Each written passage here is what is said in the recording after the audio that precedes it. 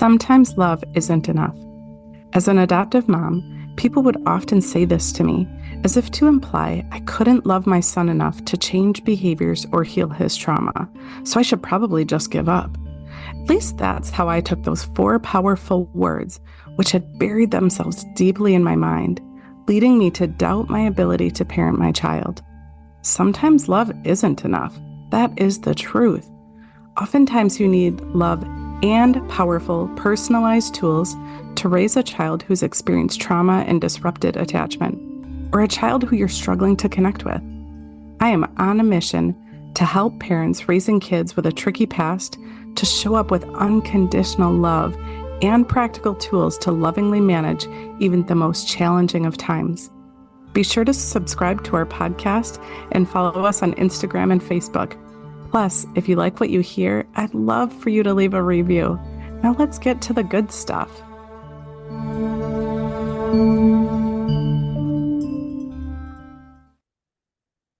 Hey, so welcome back to Sometimes Love Isn't Enough. So the purpose of this podcast, if you're new here, is for me to, as a coach, as an adoption coach, as a coach who specializes in working with parents who are really struggling to connect with their kiddos, the purpose of this podcast is to give you really practical tools that you can implement in your home right away. Here's what I know, what I guess. I know this about myself, and I'm guessing this to be true about you. I'm guessing that you've tried everything. You've probably studied and researched and read and attended the workshops, and you listened to the specialist, and you're doing all the things. I feel that to be true for you because, well, it was definitely true for me. And so you're doing all the things, you're trying so hard, and it's not working. Because you can learn so many great things while you're sitting in a nice, quiet workshop and the temperature is nice and you're surrounded by other people who are learning and who understand your struggles. They might even have candy or mints on the tables, right? When we are learning new skills, it seems great and fine. And we might even get pretty pumped up about like, all right, this is the thing that's going to change behaviors in my living room every day. But then you go home. So you've got all these handouts, or you were attending a therapy session and you took great notes. You've got all of the tools in your tool belt, but you get into your living room and the behaviors are what they are, and you react in the same way that you've been reacting. You might try to say some different words, perhaps. Maybe you learned some new things to say, a new way to respond to a behavior, a new consequence to implement, or a new reward system, or whatever it is that you learned to change things. You're trying to do it and it's not working. I I totally get it, man. I've been there and trying to do exactly what everybody tells me to do. And it doesn't work. And I know why it doesn't work. I know a couple of really key reasons why it doesn't work. The first one being that it is way more about how you're being than it is about what you're doing. So if your mind is thinking, well, I'm going to try this thing, but it's probably still not going to work because, quite frankly, nothing has worked yet. No strategy, no professional, nothing. Nothing has worked. So I'll try this strategy, but it's probably not going to work anyways. Well, we know science tells us that if your mind is thinking this isn't going to work, then you're feeling something that matches that. You're probably feeling skeptical or feeling frustrated or overwhelmed or exhausted or resentful that you have to use yet another behavior strategy in your home, right?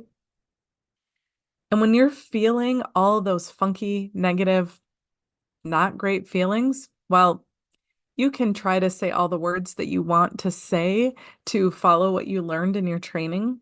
But when you're feeling funky, your behavior is going to match. It's how we're designed. We can't possibly act in a way that is so very disconnected from what we're thinking and feeling. Is not how we are designed. And there is a little bit of the like fake it till you make it. I get that, right? Like you do have to go through the motions to get yourself there. But if I'm being super honest, the key work isn't in putting those tools in your tool belt. It's in shifting your thoughts and your feelings. We have to start there. We have to start with shifting the thoughts that you're having about whatever this new behavior strategy is. Or more importantly, shift the thoughts that you're having about your kiddo. I know for me, my thoughts on repeat were he's never going to change. I can do whatever I want, but behaviors are going to continue. He doesn't want to be better. He doesn't want to behave. He doesn't want things to go well in my home. These are the things that were on repeat in my head, which also there was a lot of blaming and not taking responsibility, right? But nonetheless, the thoughts that I was having on repeat made it impossible for any behavior strategy that I was doing to ever really work because I didn't believe that they could.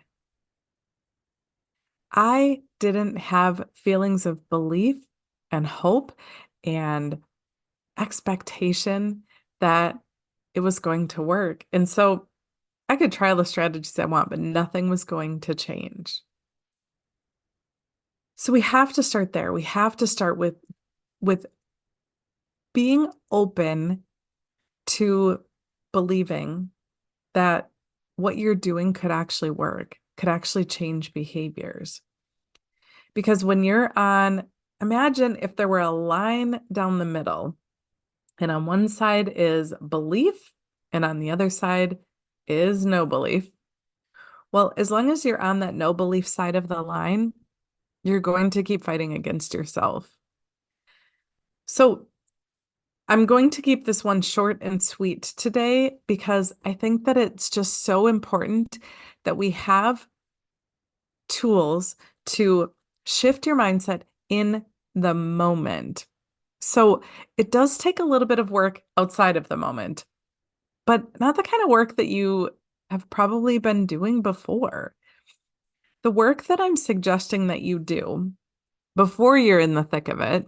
So perhaps getting up a little bit early or staying up a little late if you're not totally exhausted or doing some thinking while you're on your lunch break at work.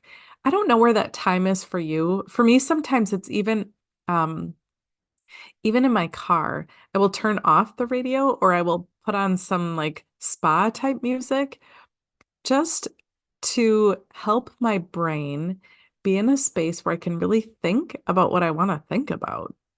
Because it's easy to be so influenced from all the experts. I know a couple of episodes ago, I had a episode about experts versus intuition.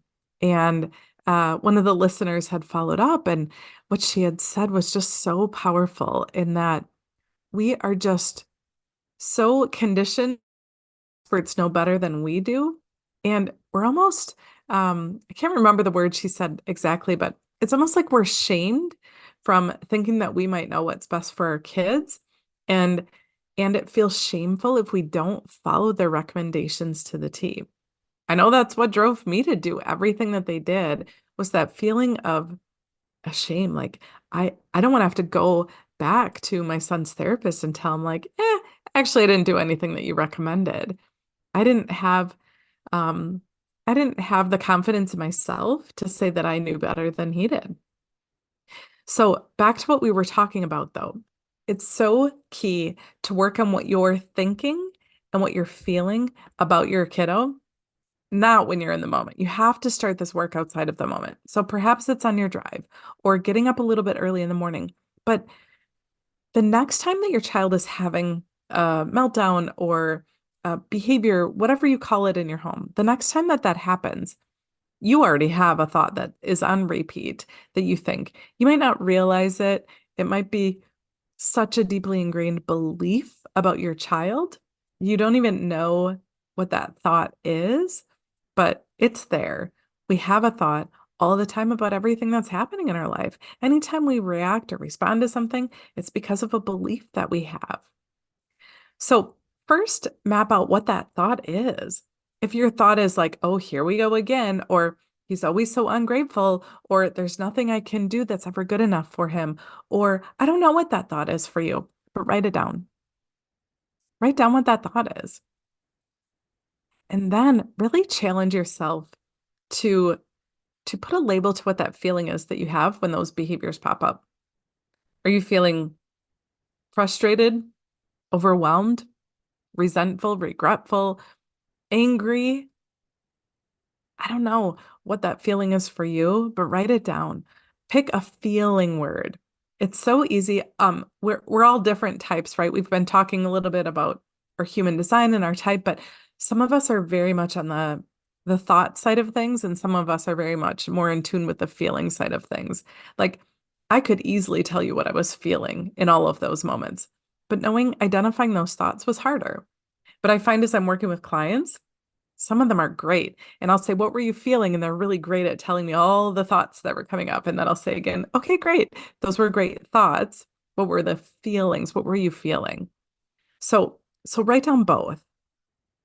Then go back to that same piece of paper, draw a line down the middle and write down, how do I want to be thinking or feeling, whatever is easier for you? How do you want to be thinking and feeling about your kiddo when they're experiencing such a challenge? When your child has lost control and they're being aggressive or they're saying hurtful things or they're hurting themselves or they're threatening to, take their own life or they're stealing or they're lying, we know that those are reflections that our kids are hurting. So what do you want to be thinking and feeling about them? Because it is whatever you end up putting on this side of the paper, that what do you want to be thinking and feeling about them, that is the key to shifting your mood in the moment.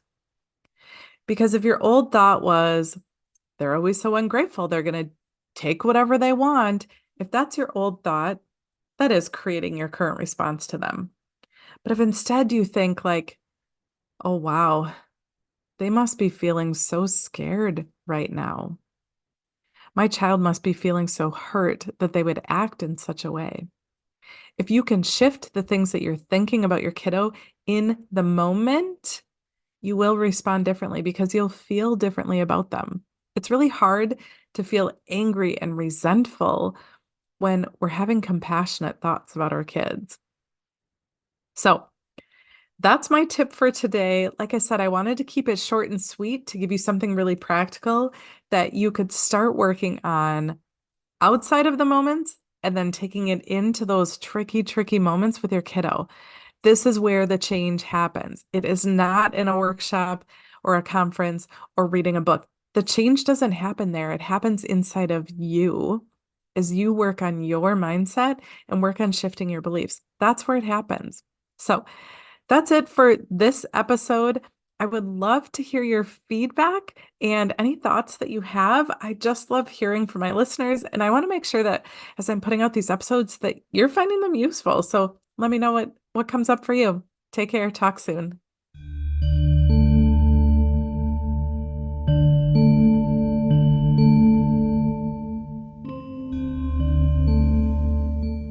I hope that you found this episode so incredibly powerful. Thank you for joining us for Sometimes Love Isn't Enough. If you resonated with what you heard here, please subscribe to this podcast and give us a review. You can also follow us on all the socials. Check the show notes for all the details about how to start tackling behaviors and creating a powerful, loving relationship with your child, a child who needs your love the most. And if your gut's telling you that it's time for a change now, book a free consult. I'd love to help you love unconditionally and show you that you have that power within you.